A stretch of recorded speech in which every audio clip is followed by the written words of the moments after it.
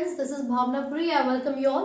सो दोस्तों, हम बात करेंगे 11th स्टैंडर्ड के चैप्टर नंबर 13 के बारे में, जिसका C4 साइकिल यानी कि hatch and slack pathway.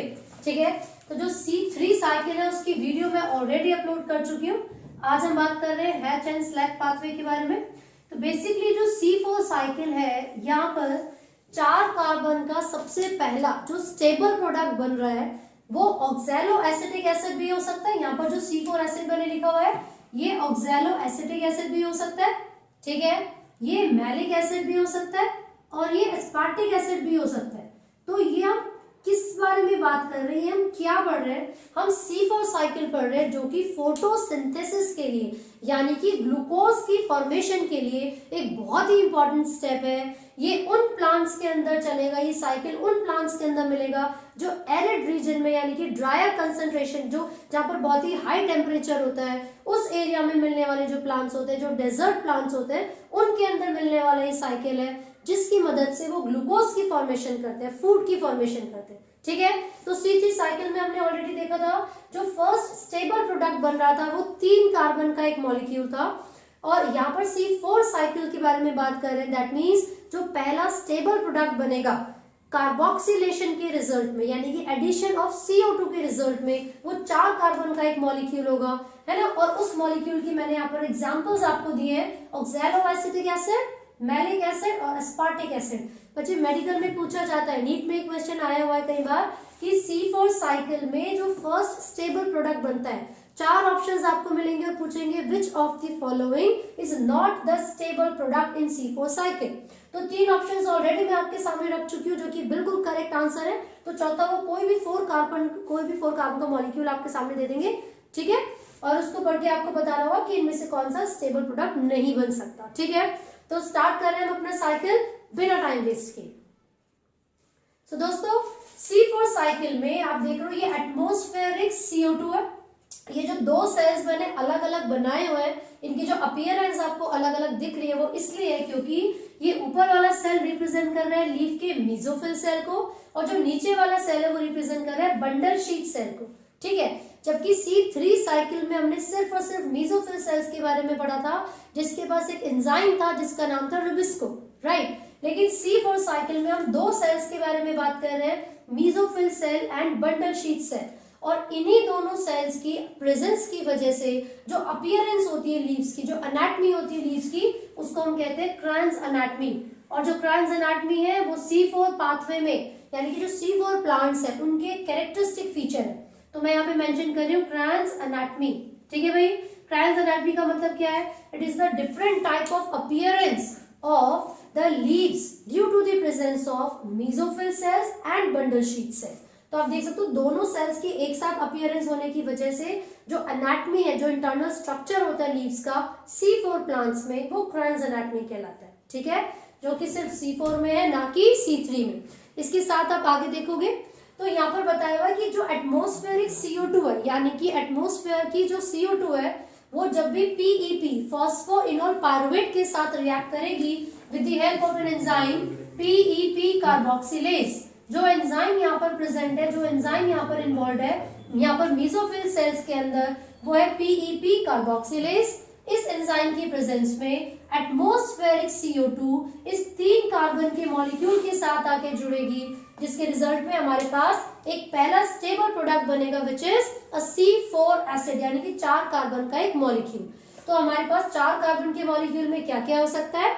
Oxalo acetic acid, malic acid and aspartic acid. Now ये जो 4 कार्बन का मॉलिक्यूल है, इसको ट्रांसपोर्ट कर दिया जाता है मेसोफिल सेल से, कहां पर? बंडल शीट सेल्स के अंदर। जैसे ही वो बंडल शीट सेल में एंट्री लेगा तो बेटा यहाँ होती है डीकार्बोक्सिलेशन। जैसे कार्बोक्सिलेशन का मतलब एडिशन ऑफ CO2 था, यहाँ पर कार्बोक्सिलेशन हो रही थी, यानी कि एडिशन ऑफ CO2 हो रहा था। और यहाँ पर डीकार्बोक्सिलेशन, दैट मीन्स एक CO2 रिमूव हो जाएगी। तो जब 4 कार्बन में से एक कार्बन रिलीज हो गया है, दैट मीन्स हमारे पास एक 3 कार्बन का मॉलिक्यूल बचा है। ठीक है, और इस CO2 का क्या होगा? ये CO2 फिक्सेशन हो जाती है केल्विन साइकिल से, क्योंकि बंडल शीट सेल में वो सारे एंजाइम्स होते हैं जो केल्विन यानी कि C3 साइकिल में इन्वॉल्व है। तो ये CO2 ग्लूकोज में कन्वर्ट हो जाएगी कौन से साइकिल की मदद से? C3 साइकिल की मदद से। तो बेटा ये जो C3 साइकिल है this is common to all the plants, चाहे वो C3 प्लांट्स हो या वो C4 प्लांट्स हो, दोनों के अंदर ही C3 पाथवे चलेगा। तो क्योंकि बंडल शीट सेल्स में वो सारे एंजाइम्स होते हैं जो कि C3 पाथवे में इन्वॉल्व होंगे, तो यहाँ पर ये जो CO2 रिमूव हुआ था इसका क्या हो जाएगा? फिक्सेशन। ठीक है, तो एक ही CO2 आया था, मतलब एक ही कार्बन आया। यहाँ पर भी हमें इसको 6 बार चलाने की जरूरत पड़ेगी, तभी ग्लूकोज का एक मॉलिक्यूल हमें मिल पाएगा। तो यहाँ पर देखिए 4 कार्बन में से एक कार्बन निकल गया, हमारे पास क्या बचा? C3 acid. जनरली ये जो C3 एसिड है ये पायरुविक एसिड होता है या पायरुवेट होता है, जिसको बंडल शीट सेल से ट्रांसपोर्ट कर दिया जाता है मीसोफिल सेल में। ठीक है, और ये रीजनरेट हो जाता है 2 एटीपी का यूज करके। इसकी जो रीजनरेशन होती है पायरुवेट की, किसमें? फॉस्फोइनॉल पायरुवेट में, उसके लिए हमें 2 एटीपी की जरूरत होती है। क्लियर है? तो जब एक बार सिर्फ एक CO2 के आने पर जब फॉस्फोइनॉल पायरुवेट की रीजनरेशन हो रही है तो 2 एटीपी लग रहा है। तो मैंने अभी बताया कि ये साइकिल 6 बार चलेगा, है ना? तो 6 बार ये साइकिल चलने का मतलब है 2 × 6, यानी कि एक बार रीजनरेशन में जब 2 एटीपी लगेंगी तो 6 बार रीजनरेशन में 12 एटीपी लगेंगी। और C3 साइकिल में ऑलरेडी हमने पढ़ा था बेटे 18 एटीपी का यूज होता है। 18 एटीपी का यूज होता है एक ग्लूकोज की फॉर्मेशन में। तो C3 पाथवे में एक ग्लूकोज बनेगा 18 एटीपी का यूज करके, और यहाँ पर 12 एटीपी लग जाती है रीजनरेशन में। इसका मतलब ये हुआ कि C4 साइकिल में जो टोटल एटीपी कंज्यूम होती है वो कितनी हुई? 30 एटीपी। क्लियर है? ये ड्रायर कंडीशन में, यानी कि ऐसे रीजन में जहां पर डेजर्ट हो या टेम्परेचर बहुत हाई होता है, ये साइकिल C4 पाथवे वहीं पर चलेगा। ये एनर्जी एफिशिएंट होता है क्योंकि ये कंज्यूम करता है 30 एटीपी को, 30 एटीपी को। क्लियर है? तो जो मेजर डिफरेंसेस होते हैं C3 और C4 पाथवे में, पहली चीज C3 में सिर्फ मीसोफिल सेल था, C4 में दोनों सेल्स है, मीसोफिल और बंडल शीट। सेकेंड, वहां पर रुबिस्को एंजाइम इन्वॉल्व था जो कि पूरा कार्बोक्सिलेशन करवा रहा था। यहाँ पर PEP कार्बोक्सिलेज एंजाइम। क्लियर है? हालांकि रुबिस्को एंजाइम है लेकिन वो बंडल शीट सेल के अंदर अबंडेंट है। ठीक है, क्योंकि अगर रुबिस्को यहाँ पर नहीं होता तो केल्विन साइकिल नहीं चल पाता। थर्ड चीज, यहाँ क्रैन्स एनाटमी होती है क्योंकि दोनों सेल्स प्रेजेंट है, तो जो अपीयरेंस है वो अलग तरीके से होगी, तो वो क्रैन्स एनाटमी है। फोर्थ, आप देखोगे C3 साइकिल में कितने 18 एटीपी लग रही थी, लेकिन C4 साइकिल में टोटल 30 एटीपी लगती है। ठीक है, तो मैंने एग्जाम्पल में भी आपको बताया कि ये जो प्लांट्स हैं ये डेजर्ट यानी कि ड्राई कंडीशन में मिलेंगे, वो नॉर्मल जो टेम्परेट रीजन है वहां पर भी मिल सकते हैं। तो ये बेसिक डिफरेंस होते हैं C3 और C4 में। और एक और सबसे इंपॉर्टेंट चीज मैं आपको बता दूं, फोटो रेस्पिरेशन। फोटो रेस्पिरेशन का मतलब क्या है? देखिए भाई, यहां पर आप देख रहे हो PEP कार्बोक्सिलेज एंजाइम CO2 को ऐड करवा रहा है, यानी कि कार्बोक्सिलेशन करवा रहा है। लेकिन C3 साइकिल में क्या हो रहा था? रुबिस्को एंजाइम करवा रहा था। और रुबिस्को का नाम मैंने एक्सपेंडेड फॉर्म आपको बताई थी, कार्बोक्सिलेज ऑक्सीजनेज, यानी कि वो CO2 के साथ भी कंबाइन कर सकता है और ऑक्सीजन के साथ भी, लेकिन इसकी एफिशिएंसी सिर्फ और सिर्फ CO2 के लिए। ठीक है, अब फोटो रेस्पिरेशन है क्या? फोटो रेस्पिरेशन एक ऐसा प्रोसेस है जिसमें कोई भी एंजाइम जाकर CO2 की जगह O2 से बाइंड करेगा, तो ना तो ATP की फॉर्मेशन हो पाएगी और ना ही ग्लूकोज की फॉर्मेशन हो पाएगी। तो देखा जाए तो जो फोटो रेस्पिरेशन है वो एक तरीके से यूजलेस प्रोसेस है, और क्योंकि ये ऑक्सीजन से बाइंड ही नहीं करता तो C4 पाथवे में फोटो रेस्पिरेशन नहीं होगी, लेकिन C3 पाथवे में होगी। क्यों? क्योंकि जो रुबिस्को एंजाइम है, अगर CO2 की जगह O2 का कंसंट्रेशन ज्यादा होता है तो वो ऑक्सीजन से बाइंड कर जाता है, लेकिन ऑक्सीजन से बाइंड करेगा तो 2 फॉस्फोग्लिसरिक एसिड नहीं बनेंगे, एक फॉस्फोग्लिसरेट बनेगा और एक फॉस्फोग्लाइकोलेट बनेगा। इसका मतलब है ग्लूकोज की फॉर्मेशन नहीं हो पाएगी और ना ही ATP की फॉर्मेशन होगी। इसीलिए कहा जाता है कि जो C3 साइकिल है उसमें फोटो रेस्पिरेशन होती है, बट फोटो रेस्पिरेशन में कोई भी हमारी रिक्वायरमेंट वाली चीजें नहीं बनती, वो यूजलेस प्रोसेस होता है। ठीक है, तो दोस्तों हम बात करेंगे कुछ ऐसे फैक्टर्स के बारे में जो कि रिस्पॉन्सिबल है फोटोसिंथेसिस के रेट को अफेक्ट करने के लिए। ठीक है, तो वो कौन कौन से फैक्टर्स हैं? उससे पहले मैं आपको बता दूं, एक साइंटिस्ट है जिनका नाम है ब्लैकमैन। उन्होंने 1905 में एक लॉ दिया था which is Blackman's law of limiting factors. Blackman के हिसाब से रेट ऑफ रिएक्शन को जो भी फैक्टर डिटरमाइन करेगा, पहली बात तो जब भी कोई रिएक्शन बहुत सारे फैक्टर्स के इन्फ्लुएंस से होता है, मतलब किसी भी रिएक्शन में अगर 2 या 2 से ज्यादा फैक्टर्स इन्वॉल्व हैं तो वो फैक्टर जो कि अपनी मिनिमल वैल्यू में प्रेजेंट होगा, the factor which is present nearest to its minimal value will determine the rate of the reaction. ठीक है, तो जो ब्लैकमैन है उन्होंने कहा था if a chemical process is affected by many factors, ठीक है, so the rate of the reaction will be determined by the factor which is present near to its minimal value. तो बहुत सारे फैक्टर्स में से वो फैक्टर जो कि मिनिमल वैल्यू के नजदीक प्रेजेंट होगा वो ही रिएक्शन के रेट को डिटरमाइन करेगा। कोई एक एग्जांपल आप ले सकते हो, जैसे अगर आप कोई भी एक एक्सपेरिमेंट परफॉर्म कर रहे हो या मान लो चाय ही बन रही है, तो अगर गैस बहुत ही स्लो है तो गैस के ऊपर ही डिपेंड करेगा कि रेट ऑफ रिएक्शन कैसा होगा, राइट। अगर आप गैस को तेज कर दोगे तो आपकी चाय भी बहुत जल्दी बन जाएगी, तो वही फैक्टर है भाई जो मिनिमल वैल्यू में प्रेजेंट होगा, रेट ऑफ रिएक्शन उसी के ऊपर डिपेंड करेगा। क्लियर है? Now what are those factors? सबसे पहले हम लाइट के बारे में बात करेंगे, देन CO2 यानी कि carbon dioxide concentration, then temperature and then water.